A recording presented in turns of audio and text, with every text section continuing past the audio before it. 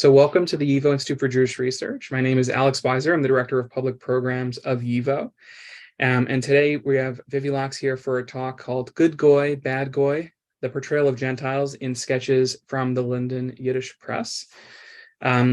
For those that don't know about YIVO, just a very brief word before we get started. YIVO is a very special place for the celebration and contemplation of Jewish history and Jewish culture. We have a library and an archive with over 23 million documents and over 400,000 books, which researchers like Vivi and others use from around the world for their work.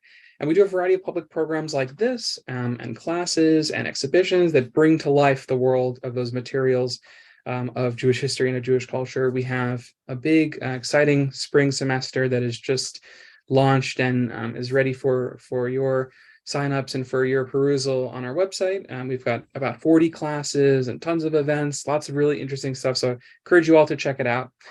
And once again, we're really pleased to have Vivi Laux with us for this talk. Vivi is the historian of London's Jewish East End, a Yiddishist and a performer. She's a research fellow at Queen Mary University of London, working on the project Making and Remaking the Jewish East End. Her book, Whitechapel Noise, draws new historical detail from London Yiddish poetry and song. Welcome, and thank you so much for being with us.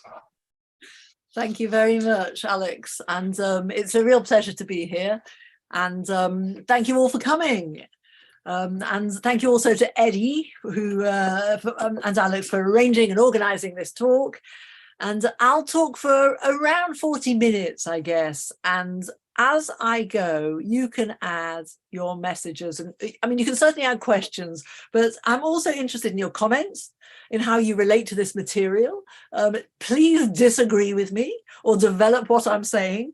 And feel free to add that too in the, I think it's the chat, isn't it? And then the Q&A will come to, but also I'll look through the chat at the end. I'm not very good at looking as we go. So I'm going to share my screen, and there you get the title of the talk and the QMUL in my email address is Queen Mary University of London. So this talk is part of a project that I'm working on at Queen Mary University of London, funded by the Arts and Humanities Research Council of Great Britain. It's called Making and Remaking the Jewish East End, as Alex just said. And one of the foci of the project is to look at the East End in relation. And in relation, that could be in relation to the transnational Yiddish world, or in relation to the English Gentile world, or in relation to the Anglo-Jewish world in Britain outside of the East End.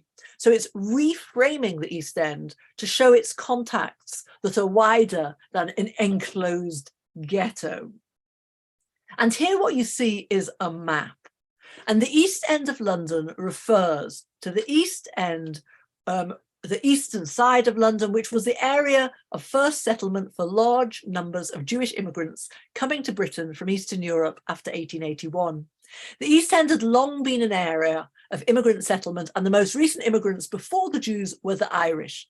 During the 1890s, the Jewish immigrants became dominant in a small area around Whitechapel and Stepney. I'll say more about it in a minute, but look at the blue areas. The area was densely populated, people living in crowded conditions, and Yiddish was heard on the streets, in the shops, in the cafes, and there were Yiddish posters on the walls and a plethora of Yiddish newspapers and the ever-popular Yiddish theatre. Now, there were about 120,000 immigrants officially living in the area or from the censuses and the counts. But this was constantly boosted, sometimes up to double that number, by transmigrants on their way to America. And these transmigrants were coming from Eastern Europe, stopping in Britain, and before going on, they might have stayed a few days, a few weeks, a few months. Sometimes they spent some time working before leaving, so they stayed a few years. Sometimes they didn't have enough money to get a ticket all the way to America, so they came to Britain, and then they worked a bit to get to the next bit of their travel, and so on. But the East End was never a hermetically sealed area, as some writers have chosen to describe the East End, including some historians, as an insular ghetto. What you can see from this reproduction of a 1901 map of the East End is that there were some streets which were Were they entirely Jewish? The blue bits say it's 95 to 100%. The light blue is 75 to 95%, and the dark red is less than 5%. So what you can see is you can see an area of very intensely populated Jewish community, which is going out slower to the light blue, to the light red, and then the dark red. So the East End had porous boundaries, and it was situated in a large context. It was situated within what London historian Jerry White called the world's greatest city. Now, my research focuses on Yiddish sources about London that have either been ignored by historians because they didn't know Yiddish, or not considered important texts because they were popular culture. So my two books, Whitechapel Noise and London Yiddish Town, have tried to begin to redress that balance by taking primary source material from socialist poems, music hall songs, satirical verse, stories and sketches, and uncover and analyse the histories they refer to from a bottom-up perspective, and also begin to write the histories that are as yet unwritten about London's Yiddish literary community. The project Making and Remaking the Jewish East End continues to analyse popular culture, but here the focus is on the feuilleton, or as in Yiddish, we often say the feuilleton. The feuilleton was a regular feature across the transnational Yiddish press from Eastern Europe to America. It was a bit of the newspaper that was distinct and separate from the paper's news reports and analysis. It was sometimes used for opinion pieces, but that was less common than what it was really reserved for, which was what I call a fictional form, because it wasn't always, in inverted commas, fiction. It could be a short story, a sketch, scenes from daily life, what they called in Yiddish a biograph, a little biography of some sort, a satirical sketch. And sometimes they also had longer fiction, which was serialized. It could be serious or funny. And you will see on these pages over here that you have a newspaper and then you have a line. So we've got, if you look at the one on the right, the one below where it says a Mazel Dika Yontov, there's a line above it. And if you look at that, this is from the site. If you look at the one on the left, which is from the Arbeitsfreien, you'll see again that there's a line across halfway before we have Die Rusche from Isaac Stone, which actually was a serialized novella. The feuilleton has recently received scholarly attention from Yiddishists and historians, launching the online website Below the Line in March last year. The scholars editing the website include the Yiddish scholars Naomi Brenner and Shachar Pinsker, and they argue for the feuilleton's importance in the formation of modern Jewish culture. And the feuilleton, which was really important, it is not a Yiddish thing. It's across all sorts of different languages, including Hebrew, including other European languages, and including English. The feuilleton was a regular feature in the mainstream daily and weekly British Yiddish press. And here is just some examples of some of the British Yiddish daily and weekly press. Der Arbeiterfreund, the worker's friend, the Yiddish Express, Die Welt, the world, Die Post, the Post, Die Zeit, the Times, to name a few. Historian and lexicographer Leonard Prager lists 201 Yiddish newspapers and journals published in Britain up to the 1990s, although many of these papers were short-lived and not all of them included feuilleton. So here are some of the British feuilleton, and again, notice the line above them, and you may actually recognize some of these names. So the bottom right, the Schuyler, the author is Esther Kreitman. Above that, we'll actually come to this author. There's one by someone called Avremel, which is a pseudonym, and pseudonyms was used a lot. So if you look at the one on the top left, which is one called Powder, it's by someone called Bal Rakida. It's a pseudonym. It's not the name of a person.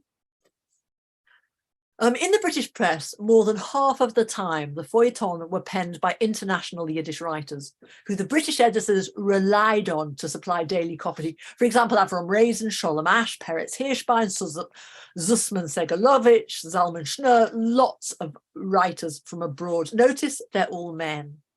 The very occasional woman writer, such as Anna Margolin, under the pseudonym Clara Levin, or someone I haven't heard of called Millie Satin. The rest of the time, they were written by local writers, and some of them you may have heard of. They stayed in London either their lives or for some time. So we've got Morris Vinchevsky, who spent time in London, wrote an amazing feuilleton called The Meshugana Philosoph, the crazy philosopher.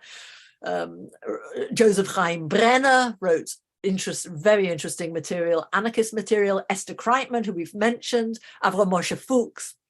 And some you may have heard of from my work, like Katie Brown and A.M. Kaiser and Liskey. And there are many unknown names and pseudonyms, Barbara Kida, Labeler Batlin. These local feuilleton offer glimpses of the day-to-day lives of the Jewish immigrant community, mostly living in the East End of London.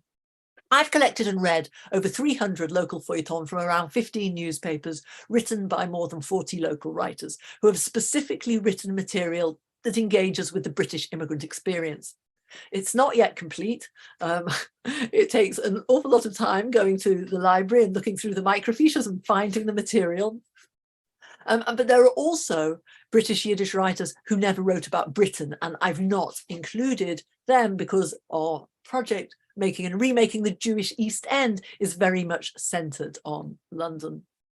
Around 50 of the feuilleton I've read include non-Jewish characters situated in a story taking place within a Jewish daily context. And it's these sketches that I'm going to focus on today.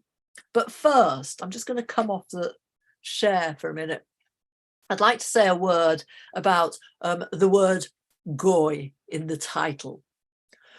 When Gentiles appear in these feuilletons, sometimes the word goy is used. The word is not neutral, but in these feuilletons in particular, it's also not usually particularly negative, but it's also not particularly positive. It has an edge to its meaning and is nuanced in a variety of ways, but we can't make assumptions that we know how the word goy is going to be used. When Eastern European writers wrote about the goy, they meant Ukrainian or Russian, and in Britain, it can just simply mean English, or more likely white English. Sholem Aleichem's goy was often a peasant. In London, it doesn't necessarily have a class connotation. In fact, it might actually be the opposite. Gil Rybak, a historian, his research on the images of non-Jews amongst Jewish immigrants in America shows a complex picture of the way American immigrants perceived Gentiles. And he points to a rethinking of the idea of linear acculturation, that although Gentiles were at first held in high regard as more modern and having a more advanced culture, this was followed by disenchantment when real life connections were made. He describes the images that the immigrants came with from Eastern Europe, and these two are complex. It's no simple picture. On one hand, the goy, in inverted commas, was brutish, violent, and drunk, and on the other hand, folklore saw them as direct, simple, and down to earth. This analysis is interesting in relation to the mapping of the Gentile more widely in the London Yiddish popular culture. There's a big difference to where Gentiles appear in different parts of Yiddish popular culture. In the crude Yiddish music hall songs of the early 20th century, the goy is a villain and a charlatan, a wife beater and a sexual abuser. He is violent, offensive, and anti-Semitic. The music halls were rough places, the rough end of the Yiddish theatre, the shund of the shund, where gangs would play out their battles, get drunk, vandalise the halls, and injure each other. These lads had to be kept entertained to limit what they would do and try and keep the halls open for the families and regular folk who also frequented them. So the appearance of Gentiles in the Yiddish music hall songs had a different purpose, which is not actually the subject of the paper today. You could ask me about later, but it is an important comparison. But in the feuilleton published in the newspapers, the Gentile is described with a lot more care. Of course, in the news sections, there are reports of pogroms, violence, and anti-Semitism, and Gentiles behaving badly. But the feuilleton are mostly fiction, and these fictional forms are much more careful. They're published, and although they're in Yiddish and not accessible if you can't read Yiddish, there is care not to be abusive of their London Gentile neighbours. And also, when you're talking about not being able to read, a lot of newspapers, someone would have maybe read out one of the feuilleton. There were funny little sketches. And so in a break at work, and of course, workers were not necessarily entirely Jewish, so things did slip through. Most descriptions of Gentiles do not actually use the word goy or any other word for someone who is not Jewish. Gentiles are described more often as their job. Looking at where Gentile characters appear can be seen to expose and survey the range of places and situations where Jews and Gentiles had contact with each other. So here's a list. The Gentiles are in positions of authority. The police, war recruitment officers, army discharge officers, traffic police, a judge. They're political figures or political groupings. Members of parliament, the prime minister, fascists, communists. They're people with jobs, a doorman, a debt collector, tailors, cobblers, seamstresses, and sweatshop masters. They're unknown people in the street, passers-by, street musicians, flower sellers, missionaries. In this list, what seems to be missing are friends or communal society members, or neighbours. There is one piece I've come across that mentions an eccentric Gentile neighbour. There's little communication with her, and she's more of a source of curiosity to her Jewish neighbours who steer away from her. There's only one story I've found where there have no Jewish characters, and the Gentile characters are central, and I'll mention that later. But generally, the Gentile character is a prop, a stooge, a device, other to the Jewish immigrant story.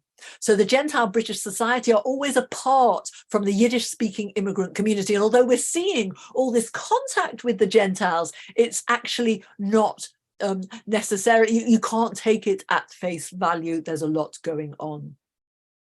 Although we see there is significant contact, it's not social contact, and it's generally outside of the home.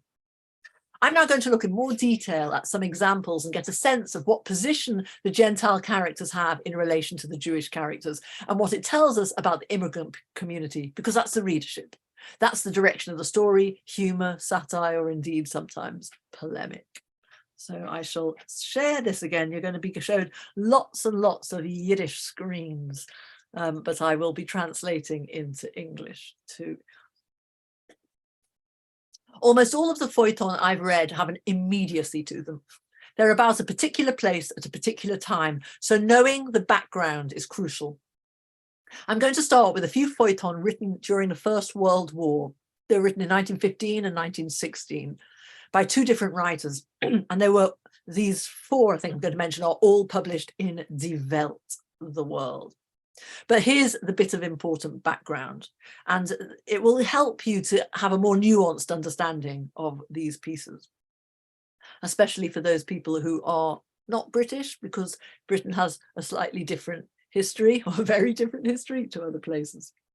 In Britain, the First World War began with voluntary conscription to the British Army. The Anglo-Jewish Authority of middle-class Jews were keen to see that their community volunteered along with other communities.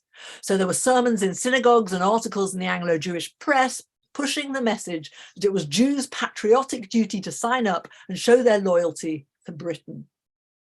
Many Jewish boys from established Anglo-Jewish families enlisted in similar proportion to the rest of the British population. But this was not the same in the Jewish immigrant community, where very few volunteered. In 1916, there was compulsory conscription for British people. But immigrant Jews, many of whom were not naturalised British citizens, or didn't come forward. A few did. A programme was developed by the British government in discussion with the Anglo-Jewish leadership, where East End, what they call Russian Jews, could choose to fight in the British Army, often in the Jewish Legion battalions of the Royal Fusiliers, or return to Russia to fight in the Tsar's army. Although the process to arrange that actually happening didn't get implemented until 1917. So the following examples are a series of feuilleton in 1915 by a writer who I currently can't trace. He's using the pseudonym Labeler Battlen, label the layabout. In his sketches, we see the relationship between Gentiles in authority who have power and are knowledgeable, and Jews who don't have either power or knowledge.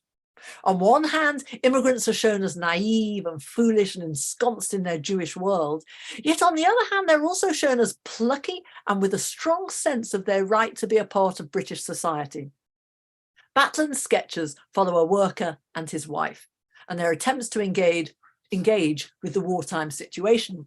She's positive and clever and gives clear advice, and he appreciates her and follows her advice. It's a really interesting couple relationship, because feuilleton do not usually give women as much equality or nous as they give this female character. Usually, especially when you have this sort of like marriage relationship, the woman is the butt of the jokes, and the butt of sexist jokes. But in this situation, it's not so much so, and he is much more the butt of the jokes. Now, the first piece I'm going to look at is from June 1915, and it's called In Woolwich Arsenal. Woolwich Arsenal was a vast munitions factory in South London, employing 80,000 workers during the war. There's only voluntary conscription at this stage, 1915, and the husband is clearly not joining the army.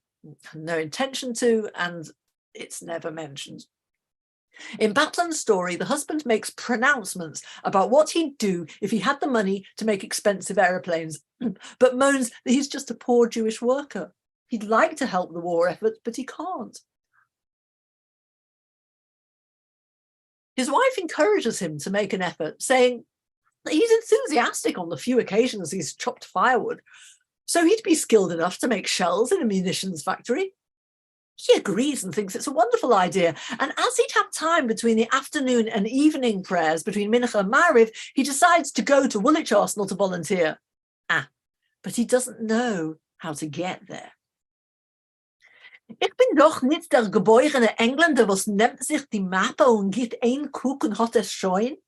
Ich bin doch ein Jid, Katori, welcher darf fragen. Und wie fragt man sich als Steiger auf Woolwich Arsenal? Man wird doch bald michoschend sein in Spionerei und geeckt durchs Leben. I'm not a born Englishman who can read a map and with just a quick glance knows where to go. I'm really just a Jew who has to ask. And how can I ask people the way to Woolwich Arsenal? Won't they get suspicious and think I'm a spy and kill me?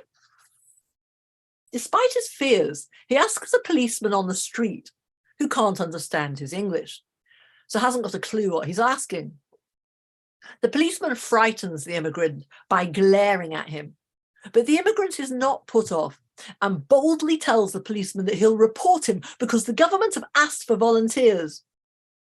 The policeman looks down his nose at him and tells him to get out of it, clear off. The immigrant is still not put off, but before finding another policeman to ask, realizes that it's time for the Mariv evening prayer and goes to synagogue instead. There's a clear tension here between the impatient English policeman and the Jew who has good intentions but no nous. The story laughs at the parochial nature of the immigrant. The policeman's sharp words are designed for the humour of the punchline. There's no particular criticism of the police beyond looking scary to the immigrant and his snappy impatience. He therefore becomes a foil for the real criticism, which is saved for the immigrant, who is trying to juggle Englishness and Jewishness, but not really managing very well. It's 1915. Is the writer suggesting people volunteer to help the war effort? Or is he saying it's pointless? Don't bother. Another sketch by Batlin also uses bobbies on the beat, the police, but differently. In A Blick auf een Yam, A Peek at the Sea, from August 1915, the wife suggests that they need a break from the tensions of war and should go to the seaside at Westcliff for some sea air. However, because it's the war, the coastal towns are full of soldiers. The husband thinks that he needs to go to a police station to get a travel permit to show that he isn't a spy. He's scared to walk into a police station, so foolishly, like he hadn't learnt from the previous story, he decides to ask a local policeman, assuming that they know all the laws. This time the policeman does understand his English, but he doesn't know the answer to the question. So he asks another policeman who also doesn't know the answer to the question, largely because there was no such permit.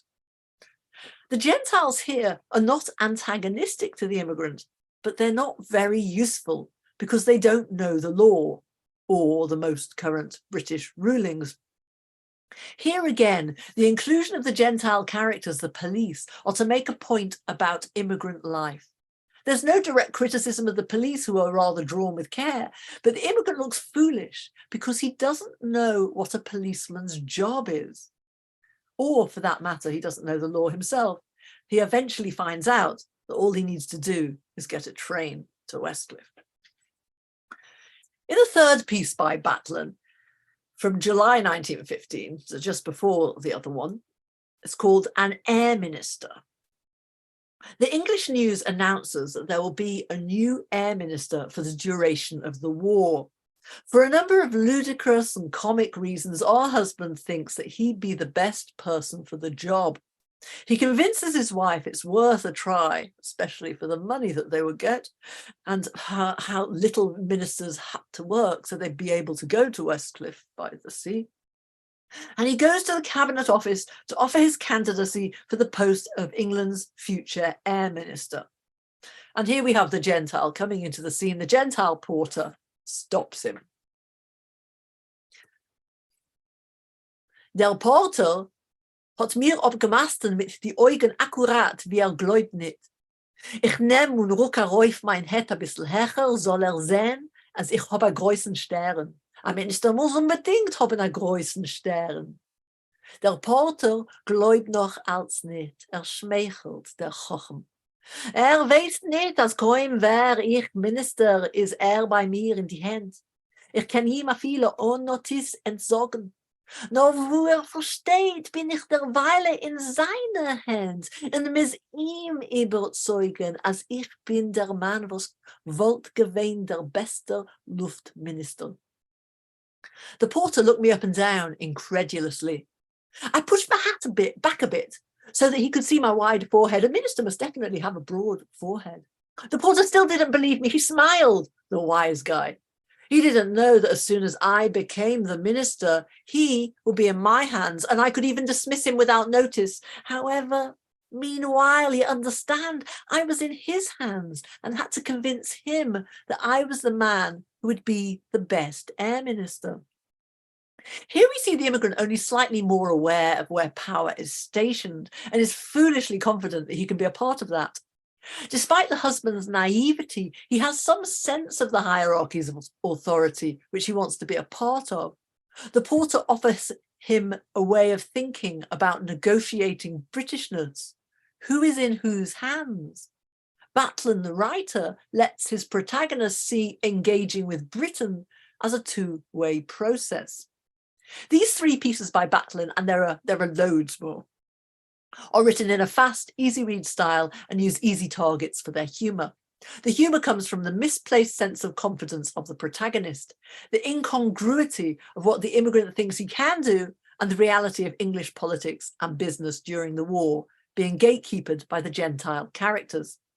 In each of these contacts with authority, the Gentile character makes the immigrant look foolish for not understanding how to do things in England, not knowing the process of getting a job in a factory, not knowing how to travel across London, and not knowing which person in authority would know the information he needs, and indeed not knowing that a simple immigrant cannot become a minister in the government.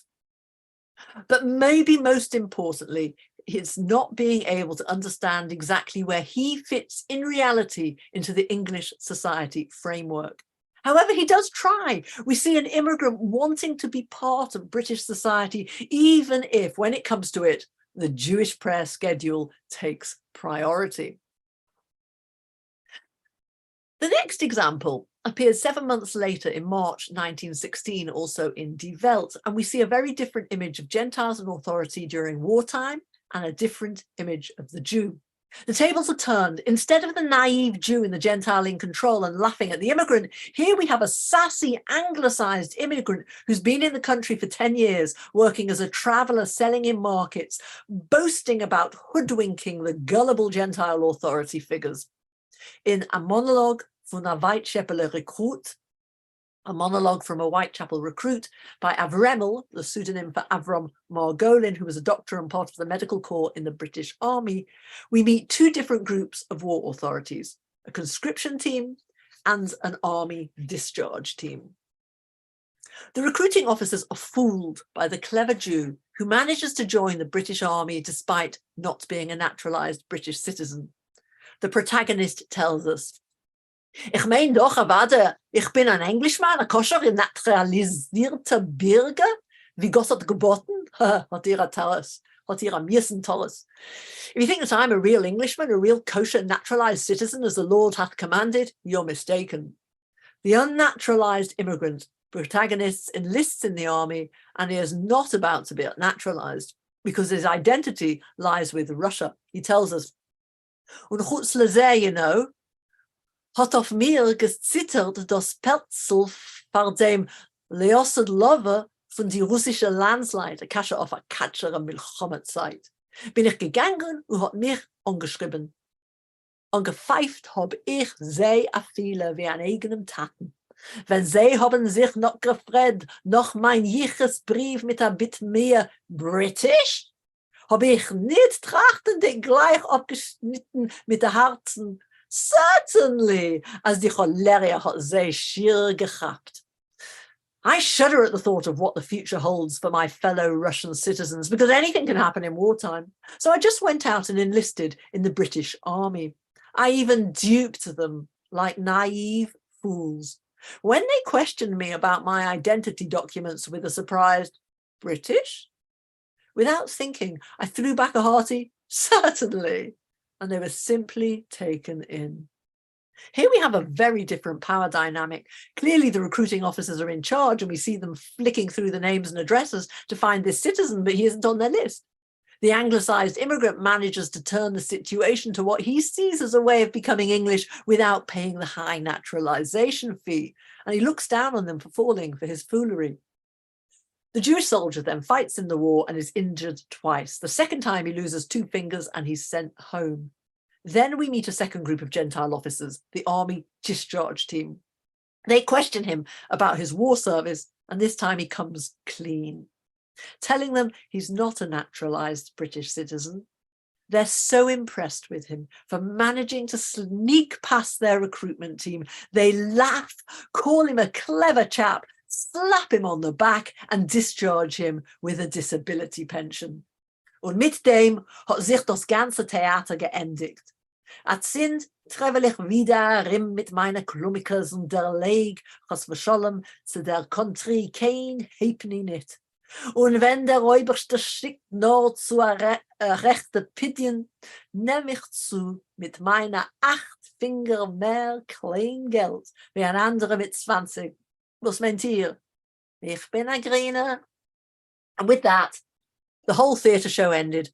And now I travel around again with my bundles and I don't pay the country, God forbid, even 1 halfpenny. And when those godlike on high send me my disability pension, I'll have with my 8 fingers more cash than another person has with 20. What do you think? I'm naive. This immigrant has a high opinion of himself. The last words give us some sense that if Vremel, who was a popular and prolific writer, wanted to counter the impression that Batlin's tales told of naive Jews. In fact, in the Yiddish, he uses the word griener, which means new immigrant, but it means a very naive immigrant that doesn't know the ways. The humor is two-way in the unlikely descriptions of both parties, the Gentile officers and the immigrant Jew. It's 1916, there's compulsory conscription, but immigrants are still unwilling.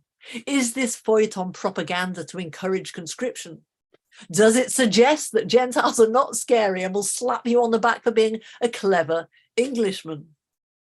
In all of these pieces, the focus is on Jews who behave with a confidence and arrogance, displaying a strong sense of self-worth and expressing a will to take part in English life and seeing themselves as having an equal right to do so, whether they succeed or not. The Gentile characters are not rounded characters. They act as stooges to show up the main Jewish characters as wily, confident, loyal, even if foolishly so.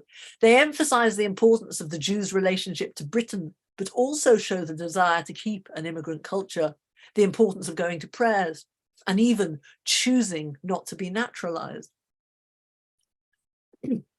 I'm now going to move on to some interwar pieces that have a different, possibly more precarious balance between Gentile and Jew. The first piece is called A Pleasure Trip by the pseudonym and agonym Asher Balin. It's 9 years after the end of the war. It's peacetime. It's 1927. And for the community of upwardly mobile Jews living in Cricklewood in northwest London, it isn't so bad. This feuilleton is about a day trip to, again, the seaside town of Westcliff in a new second-hand car belonging to the narrator's neighbour and crowded with his family. They drive through the East End to get provisions, pickled cucumbers, kosher beef sandwiches, and pick up some more family members and to show off the car. On the way to Westcliff, it starts pouring with rain, so they stop the car to pull on the roof. Wir kriegen beide herab und ziehen die Deck. Los sie sich nicht. Der gelle Schwager geht an Eitze. Man darf kriegen a Goy. Wir stehen a hübsche Zeit und gucken a Rauf auf a Goy. Endlich kriegen wir. Der Goy kommt zu, zieht über die Deck, man bezahlt ihm und wir fahren weiter. We both crawled out and pulled at the roof, but it wouldn't move.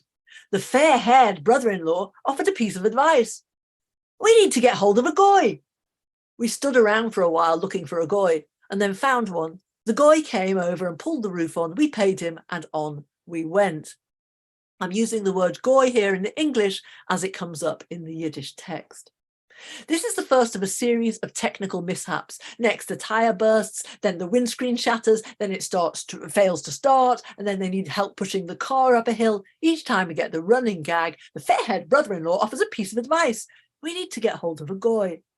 And the Gentiles they find are pleasant, accommodating, and know what to do efficiently to send the Jews off again on their journey. This is the first feuilleton in my examples where the word Goy is used rather than a job. Porter, policeman, army officer. The use of the word Goy here is interesting. Is it positive? Neutral? Somewhere in between? Both? Negative? What role does it take? The Gentile character here can be seen as a job. It's like a Shabbos Goy, or sometimes called a fayel Goy, a Gentile who helps out on Shabbos doing the things a religious Jew can't do, lighting a fire for heating or keeping food warm. The Goy is a job, not an individual. It's really like a handyman. And the job is to do things that the Jew can't do in a day out in a car. And Gentiles are needed and will be paid to help with these chores. However, it's a running gag. Who's the butt of the humour? On the one hand, it's the Gentile, only useful for what he can do. On the other hand, the Gentile is also a comic device to make fun of and criticise Jewish behaviour. So we have the stereotype of Jews being impractical, untechnical, and physically weak. This was a stereotype that the directors of various Jewish boys' clubs tried desperately hard to counter with sports and technical classes.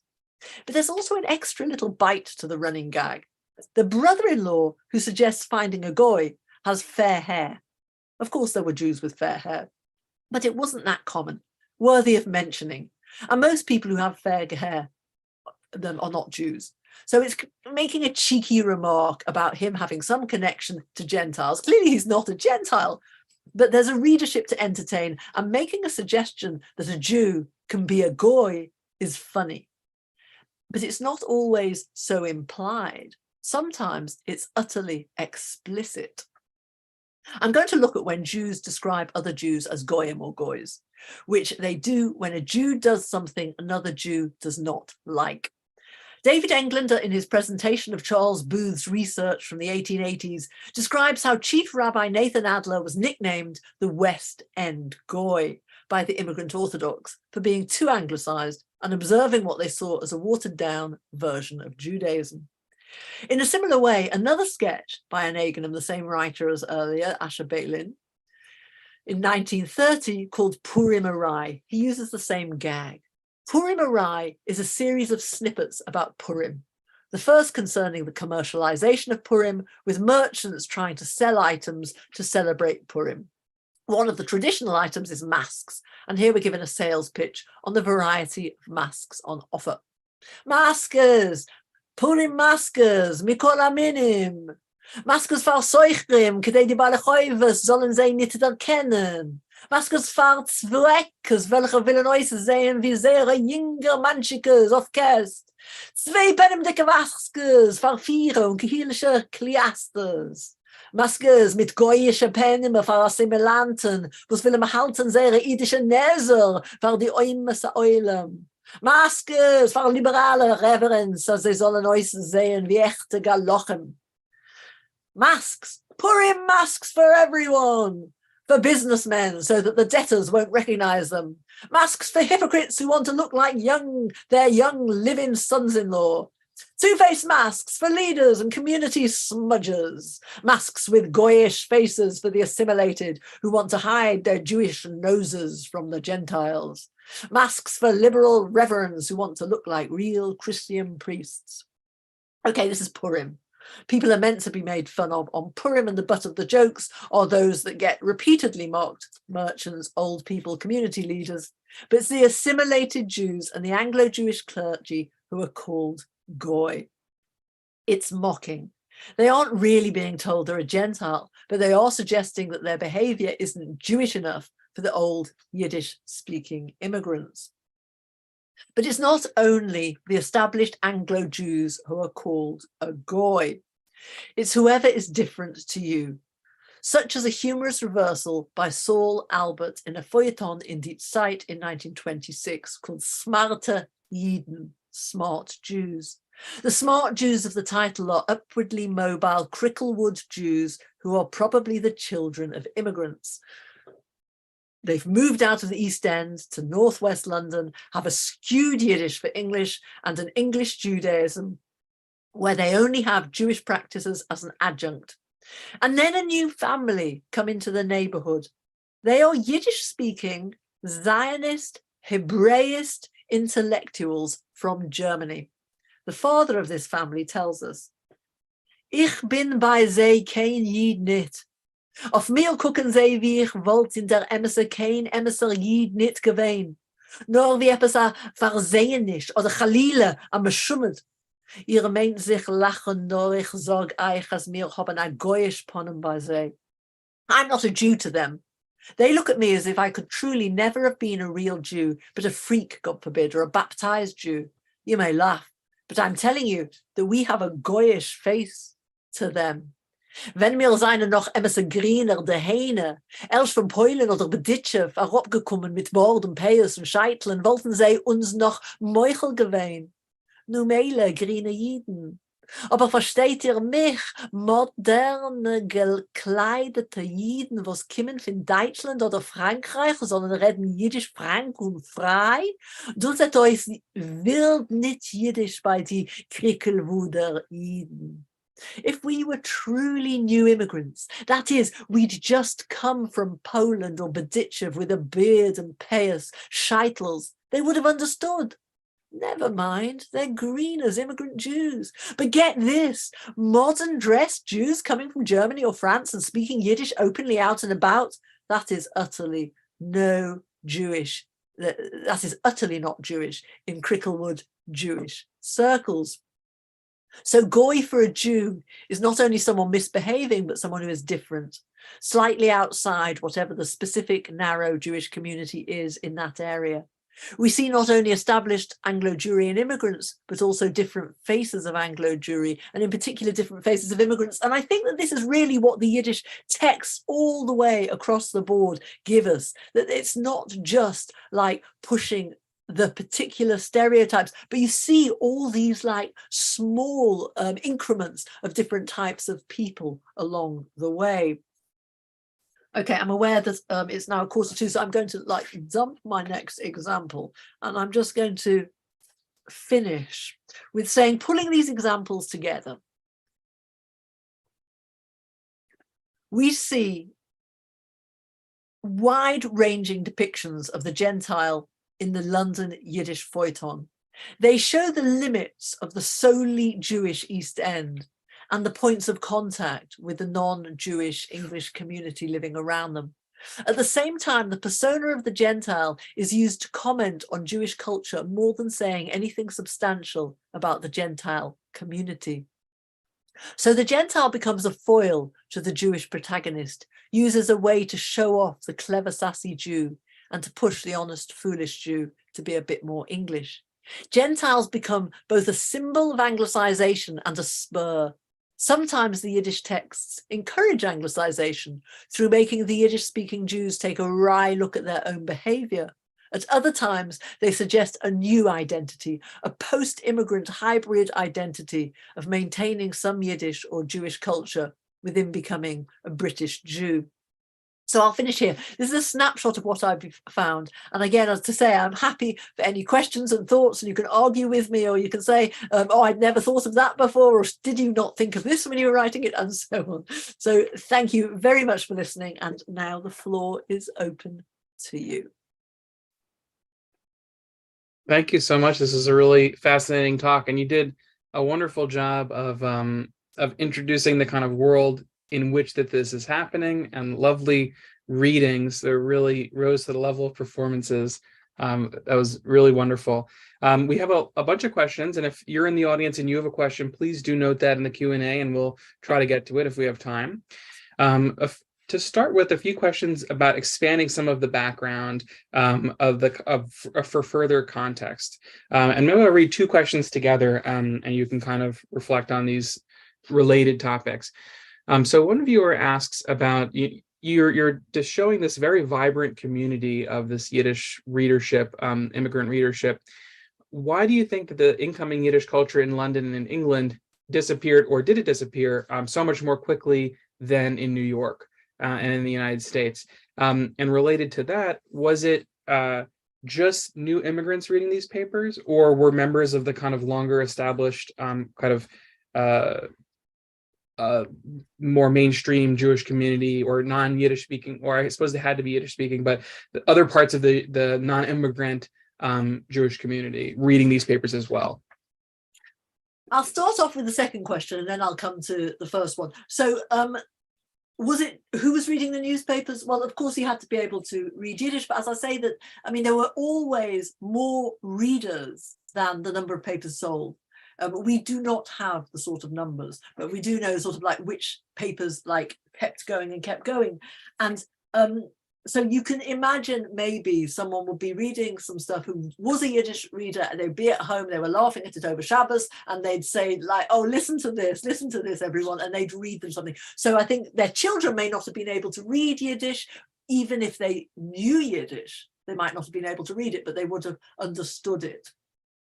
So I think, and also the term new immigrant. So the term new immigrant really meant just those few months when someone came and they were a real greener. In American English, you use the word greenhorn. In British, we tend to just say the word greener. And so there's a difference between the new immigrant, which is that first few months, and then the slightly later immigrant. And, you know, someone who comes, for example, Katie Brown, who is a prolific writer of feuilleton, came when she was 12 years old and stayed her whole life. And she died when she was I can't remember how old she was, maybe in her early 70s or something. And so you move from being a greener, you've got the readership really for quite a long time. Now, her children were, maybe her oldest children might have been able to read Yiddish, but the younger ones certainly not. So you've then got that, and then you've got the next generation. Now, this leads me to the first question, which is, why did it disappear faster than New York?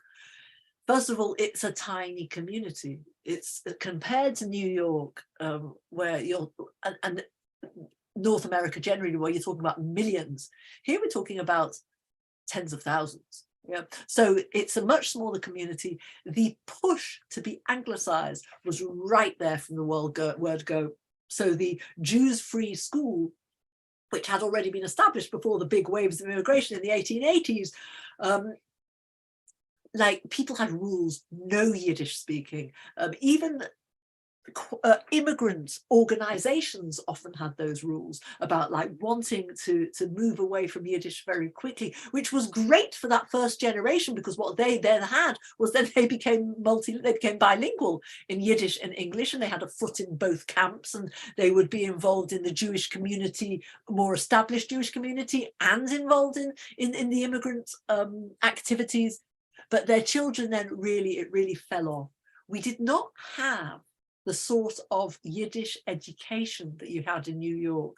So there was an attempt to set up a school in the workers' circle, but it wasn't a full-time school. It was a school sort of after school and on days, on Sunday. So it was more of a cheder. So we've just got a situation where nothing was being kept. There was no way that culture could actually maintain. And in New York, of course, there was the real cheshek, the real desire to keep that culture alive, and so there were schools and people were sending their children. So I think you get a whole generation later. That's quite a lot. I mean, you get really a long time. And the thing also about London was that it was decimated in the Blitz. It was the East End was really torn apart, and so a lot of people by the mid 1940s, they'd moved out of the East End, they'd moved to other areas of London, and so it was much more fragmented, and the fragmentation meant that Yiddish found it harder to survive. Although you have this small, very loyal and desperate set of writers wanting to keep it alive. Fascinating. So we have a few questions that are related about the kind of dialogue that's happening between the Jewish, or let's call it the Yiddish press, and the non-Yiddish press, or the English language press, whether it's English language Jewish press or English language non-Jewish press. And one questioner asks, or mentions, the humor reminds me of films of that era. Have you studied Yiddish films as well? Could comics who were Jewish have influenced non-Jewish ones or interacted? Was there a kind of influence going in that sense?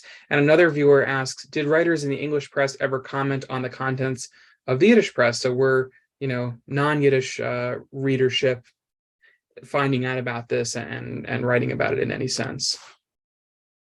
So in the answer to, was the English press writing about the contents of the Yiddish press? Not really. There is some, so the main Jewish press, the English language Jewish press, there were two, the Jewish World, which lasted a while, but mainly the Jewish Chronicle. And the Jewish World had tried to incorporate Yiddish a lot quicker. They both had Yiddish supplements, so they both were trying to include Yiddish within that. And there were also things like the Workers' Circle, who from pretty early on, their magazine, Arbitering, became duolingual. So they had it in English, and they're not exactly the same, the articles that they have in English and Yiddish, but they're pretty similar. And were they influenced? Hugely. I mean, everyone's influencing everyone. I mean, it's like, so the work I've done on the music hall songs, the Yiddish music hall songs, some of them, which we know the tunes for, do sound like, have maybe got a minor second in it and sound quite Jewish, but essentially a lot of them sound like musical. So, so Victoria Park, it's just, there's loads of influence from the English culture on the Jewish culture.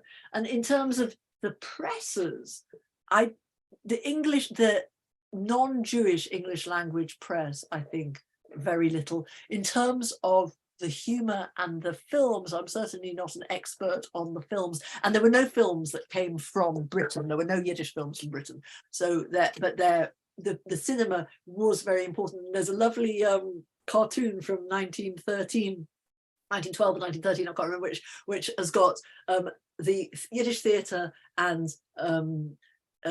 people trying to get Jews to go to the Yiddish theatre, and two different Yiddish theatres, on either side, and there are people trying to grab them, but everybody is gravitating right down the center to the new cinema. So it's like that's, yeah, films were certainly very important and very influential. And if the Yiddish comedy and theatre was going to continue, then they needed to take their inspiration from that, and they needed to and satire is one way to do that, I guess.